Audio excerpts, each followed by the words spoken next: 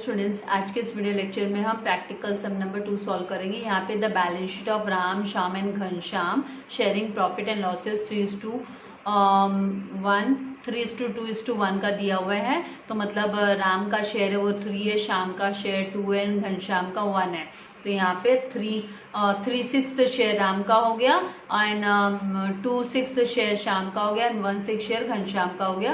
And उनके balance sheet की position नीचे दी हुई कि क्या पोजीशन है। तो यहाँ पे लायबिलिटीज के अंडर में कैपिटल अमाउंट जेवे राम, श्याम एंड घनश्याम का।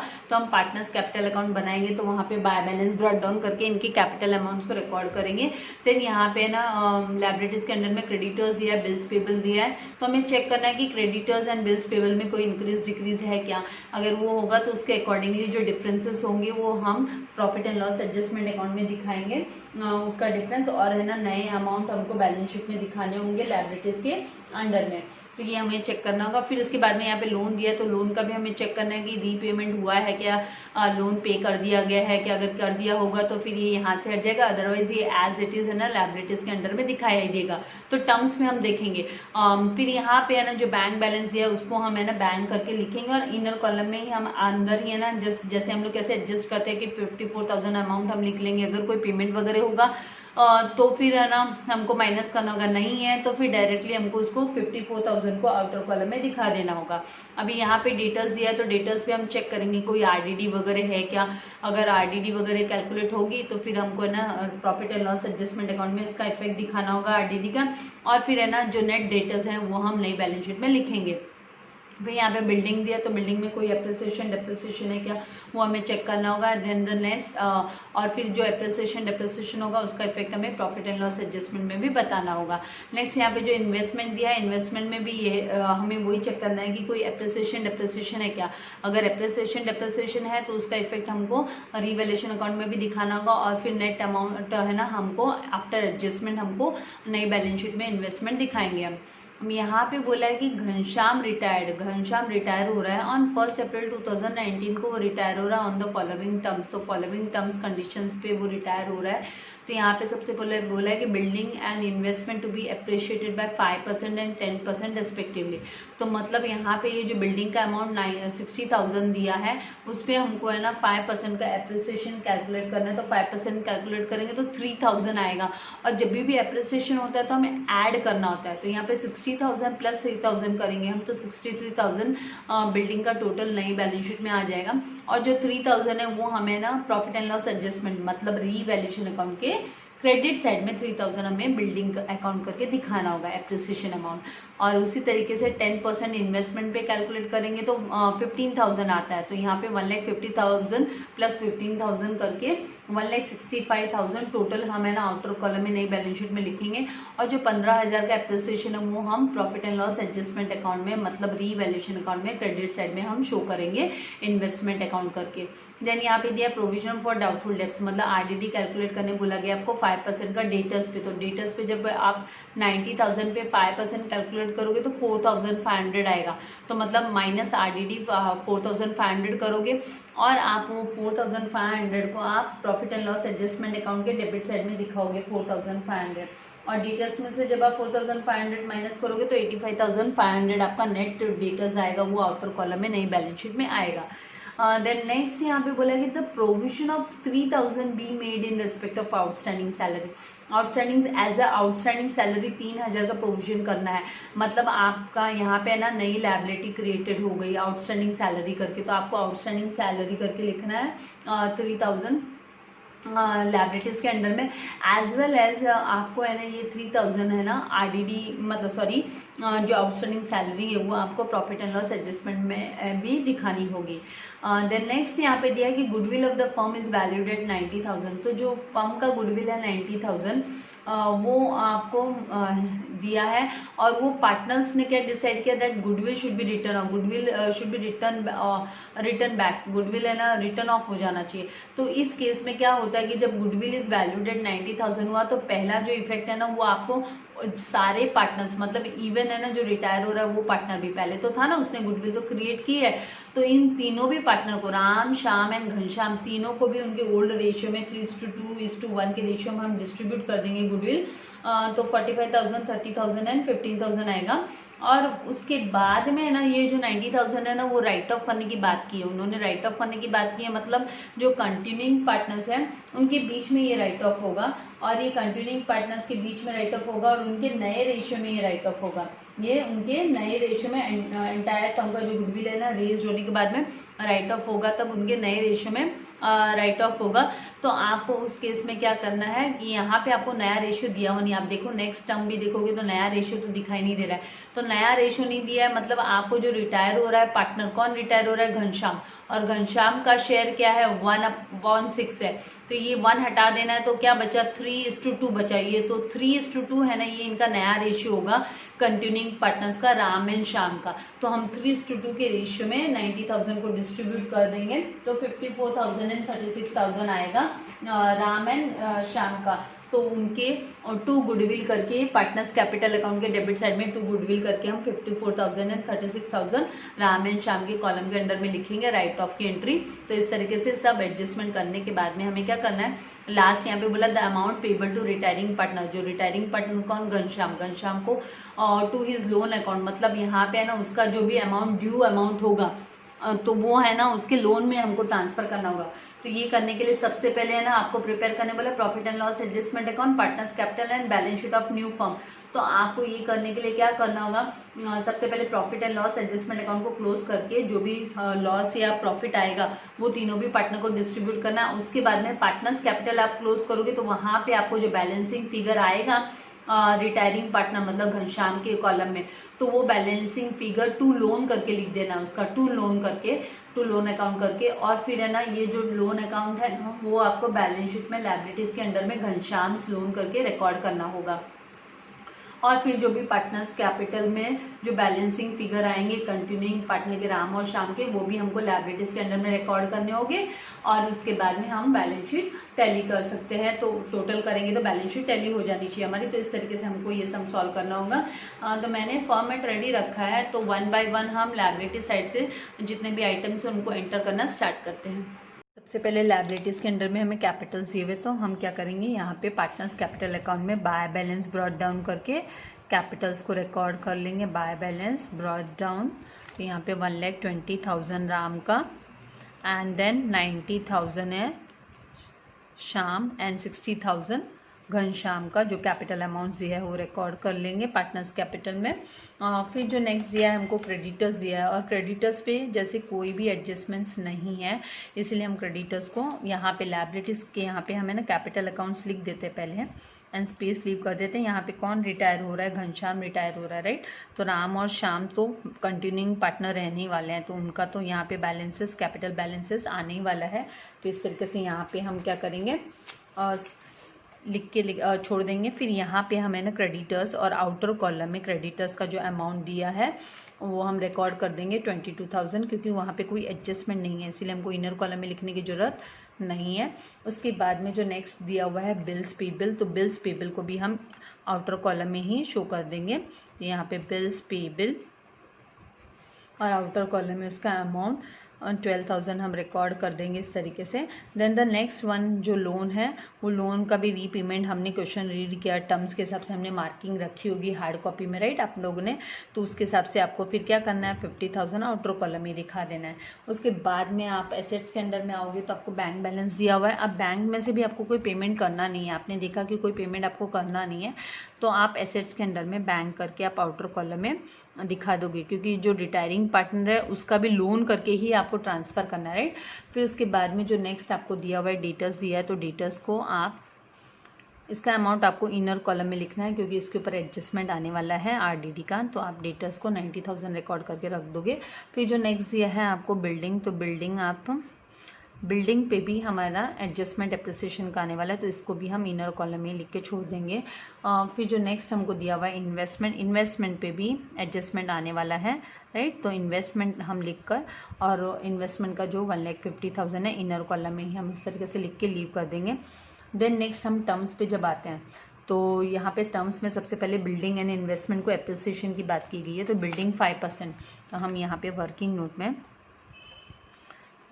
में सबसे पहले हम बिल्डिंग का कैलकुलेशन कर लेते हैं। तो वर्किंग नोट में यहाँ पे बिल्डिंग एप्रिसिएशन का कैलकुलेशन कर रहे हैं हम, राइट। तो यहाँ पे इज इक्वल्स टू आपको जो बिल्डिंग का 60,000 अमाउंट दिया उसमें मल्टीप्लाई बाय 5/100 करना है। तो यहाँ पे this 2 zeros will get cancel with this 2 zeros। तो अभी यहाँ पे 2 0 एज इट इज़ जो अनकैंसल्ड है, नॉट कैंसल्ड है, वो लिख लेंगे। और 5 6 30, तो 3000 आपका एप्रिसिएशन अमाउंट आया। ये एप्रिसिएशन आपको प्रॉफिट एंड लॉस एडजस्टमेंट में तो क्रेडिट साइड में लिखना ही है, तो आप इमीडिएटली बाय बिल्डिंग अकाउंट करके एप्रिसिएशन रिकॉर्ड कर दोगे 3000 का। फिर ये 3000 आपको बिल्डिंग के यहाँ पे भी ऐड करना है एप्रिसिएशन करके, तो ऐड एप्रिसिएशन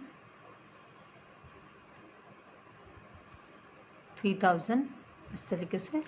तो आउटर कॉलम में आपका 63,000 आ जाएगा ऐसे, ठीक है। उसके बाद में नेक्स्ट जो एप्रिसिएशन बोला गया है वो है इन्वेस्टमेंट पे। तो हम इन्वेस्टमेंट का कैलकुलेशन कर लेते हैं। इन्वेस्टमेंट एप्रिसिएशन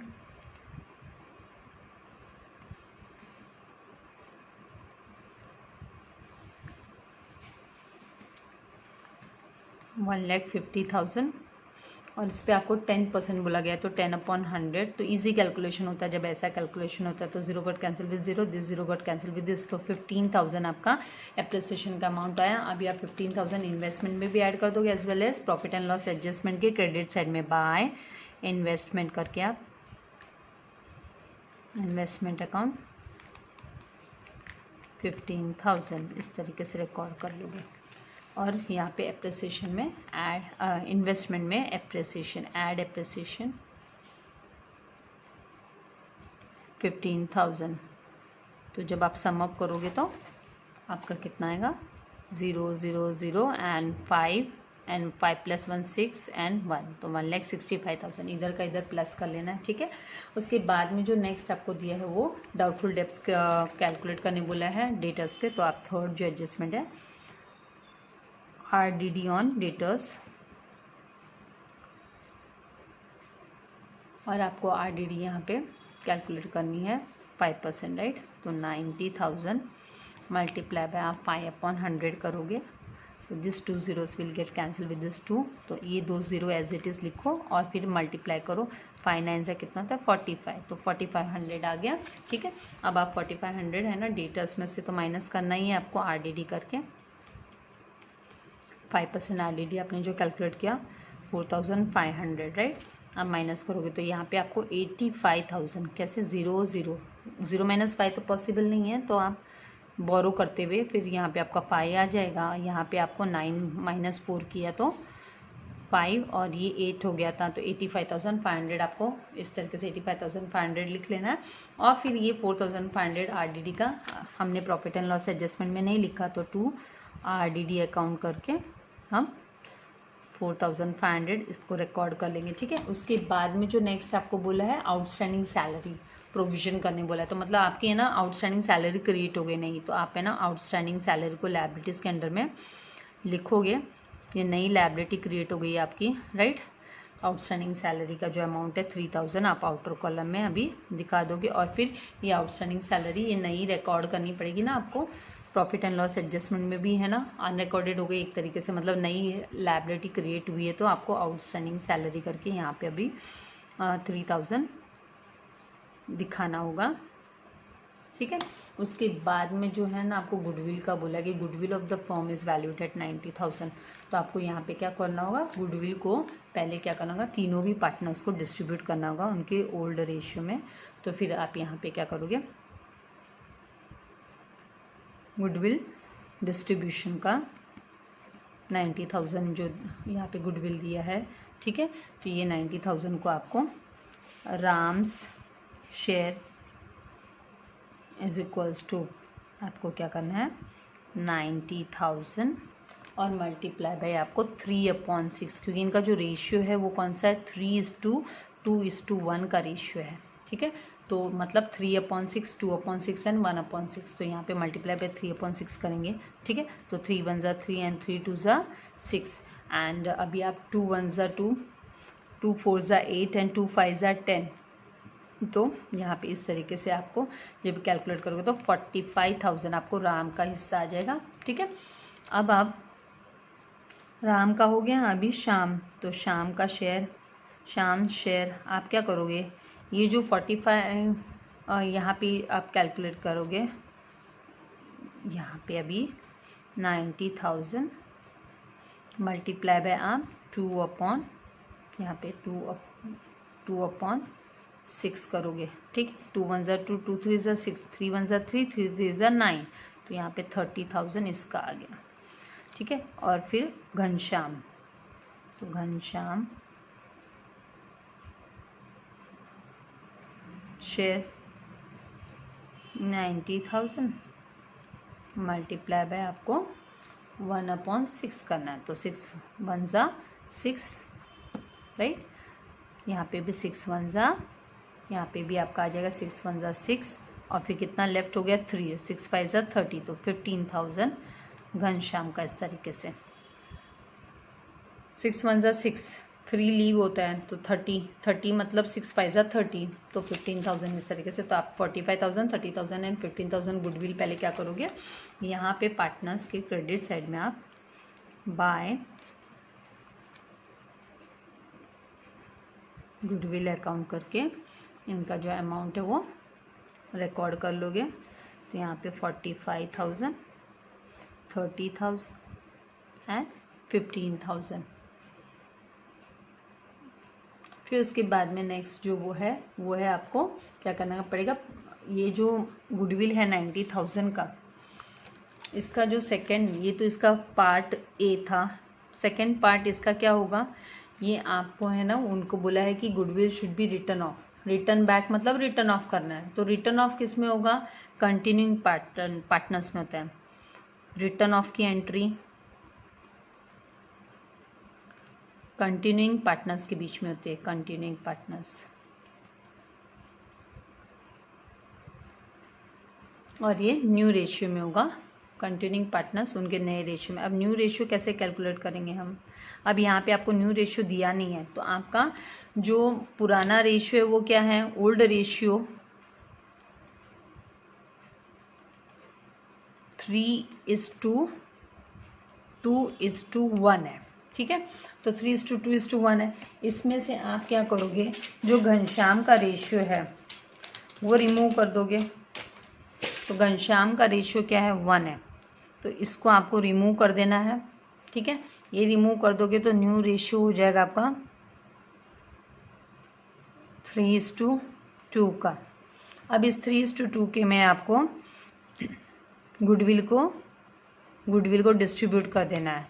तो यहाँ पे Ram's share of goodwill return of क्या होगा, 90,000 मल्टीप्लाई बाय आप 3/5 करोगे, तो 5 1 ज़ा 5, यहाँ पे भी क्या आएगा, 5 1 ज़ा 5, 4 लेफ्ट हुआ, तो 5 8 ज़ा 40, तो 18,000 मल्टीप्लाई बाय आप 3 करोगे तो 0 0 0, ठीक है। फिर 3 8 ज़ा 24, तो 4 लिखेंगे, कैरी ओवर 2, 3 1 ज़ा 3 एंड 2 54,000 राम का शेयर हो गया।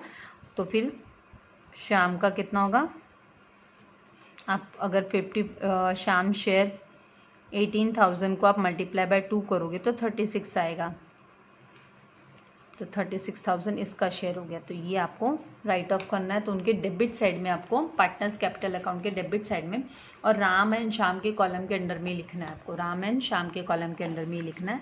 तो यहाँ पे 2 गुडविल अकाउंट, और यहाँ ब्रैकेट में रिटर्न ऑफ। तो ये कंटिन्यूइंग पार्टनर्स में ही होता है। तो यहाँ पे 54,000 एंड शाम के कॉलम के अंडर में 36,000, इस तरीके से आप रिकॉर्ड करोगे। अब आपको क्या करना है, फिफ्थ एडजस्टमेंट करने के पहले, मतलब वो लोन का अगेंस्ट एडजस्ट करने के पहले आपको profit and loss adjustment account को क्लोज करना पड़ेगा। आप देखोगे कि आपका जो क्रेडिट साइड है वो मोर है, डेबिट साइड में कम ही हो रहा है। यहाँ पे 7,500 ही हो रहा है, यहाँ पे टोटल करते हो तो 7,500, देखने पे अमाउंट भी पता चलता है ना।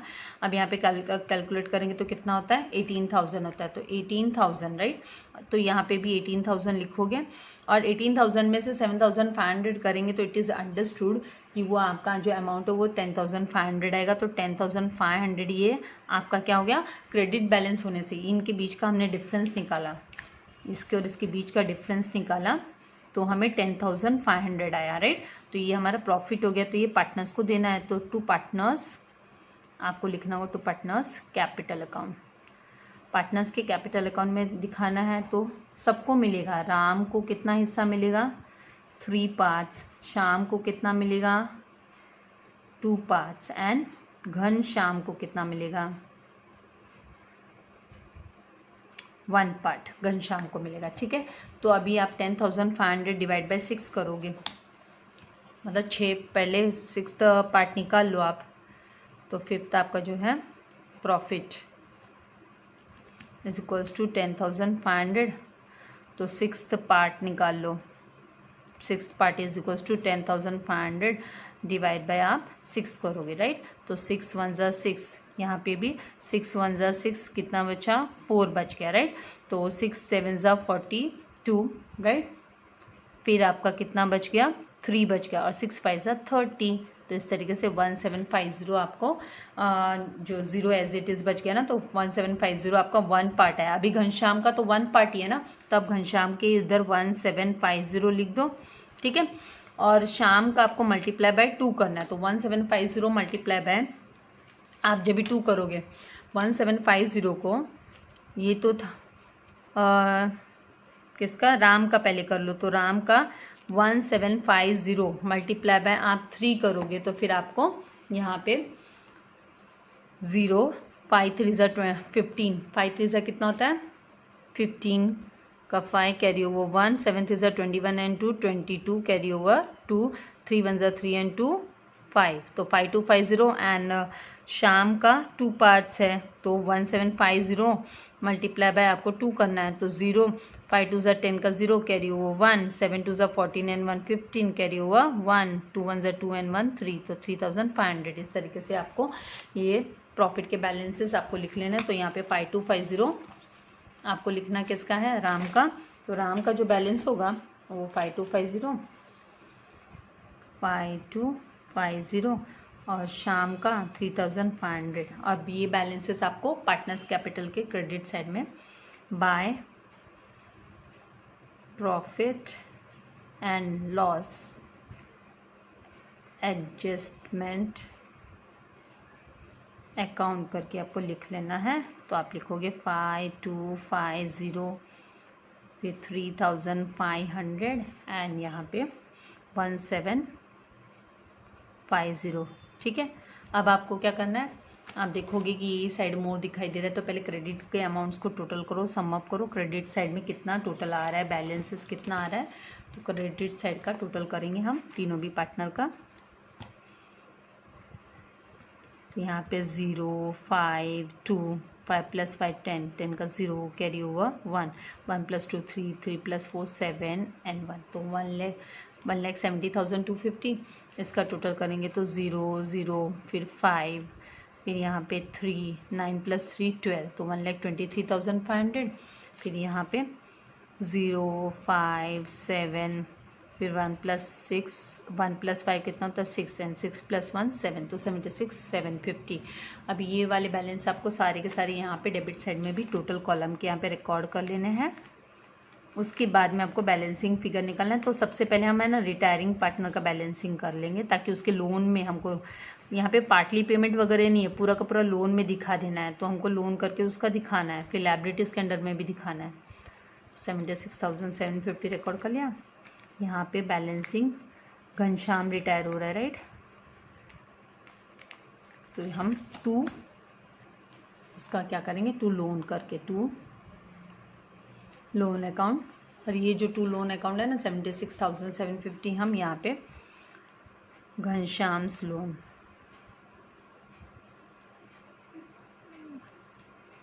लोन करके हम रिकॉर्ड कर देंगे 76,750, ठीक है 76,750। और अब क्या करेंगे, ये पार्टनर्स के बैलेंसिंग फिगर हमको निकालने हैं, कैपिटल के उनके बैलेंसिंग फिगर निकालने हैं, राइट।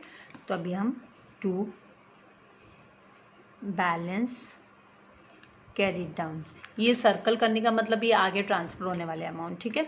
तो ये अभी 1 2 3 5 और यहाँ पे 0 - 0 0 माइनस 0 कर लोगे, 5 माइनस 0 किया तो 5, राइट।